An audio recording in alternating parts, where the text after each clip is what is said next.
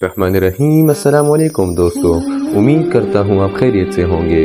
तो चलो आज मैं आपको कुरान करीम की एक दिलचस्प कहानी सुनाने जा रहा हूँ।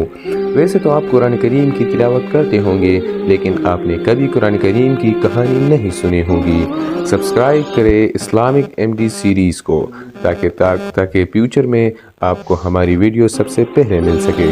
चलें शुरू करते हैं। का जिक्र है कि हज़रत उमर रज़ी अल्लाह तआला अन्हु मज़े से कुरान करीम की तिलावत कर रहे थे कि अचानक उनके जहन में एक ख्याल आया।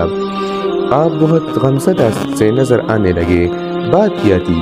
बात ये थी कि कुरान करीम अभी तक एक मुकम्मल जिल्द की सूरत में इकट्ठा नहीं हुआ था।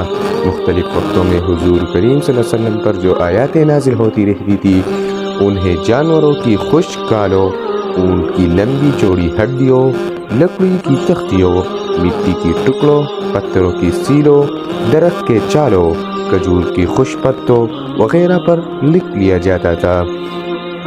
हज़रत उमर रज़ी अल्लाह तआला अन्हु के जहन में तरह तरह के परेशान कुन ख़यालात आने लगे।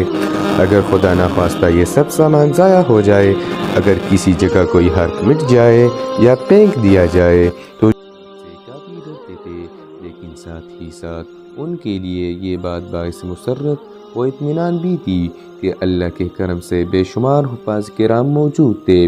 लेकिन ये ख्याल उनके लिए दानिशमंदी नहीं थी, क्योंकि काफिरों के ख़िलाफ़ जिहाद में बहुत से हाफ़िज़ किराम शहीद हो गए थे। अगर खुदा ना ख्वास्ता सब हाफ़िज़ किराम इस तरह दुनिया से रुखसत हो गए तो फिर क्या बनेगा? ये उन्होंने हज़रत अबू बकर रज़ी अल्लाह तआला अन्हु के सामने पेश की। तो हज़रत अबू बकर सिद्दीक़ रज़ी अल्लाह तआला अन्हु ने आपकी बातों से इत्तिफ़ाक़ करने लगे और तमाम कुरानी आयात को जमा करके एक जगह मुख्तस की। उन्होंने हज़रत ज़ैद रज़ी अल्लाह तआला अन्हु को बुलाया और उनसे कहा कि आप बेहद ज़हीन नौजवान हैं, तो मैं ये आपको वजीफ़ा देता हूँ। असल में वाक़या ऐसा था कि जब भी हुज़ूर अकरम सल्लल्लाहु अलैहि वसल्लम पर कोई आयत नाज़िल होती थी, तो सबसे पहले ज़ैद रज़ी अल्लाह तआला अन्हु उनको लिखते थे।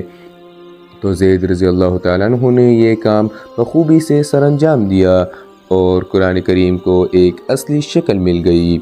इसके बाद हज़रत उस्मान रज़ी अल्लाह तआला अन्हु के दौर में बहुत सारे कुरान करीम के नकल किए गए और सारी दुनिया में भिजवा दिए गए। तो दोस्तों, आज ये कुरान करीम की कहानी मैंने आपको सुना दी। उम्मीद करता हूँ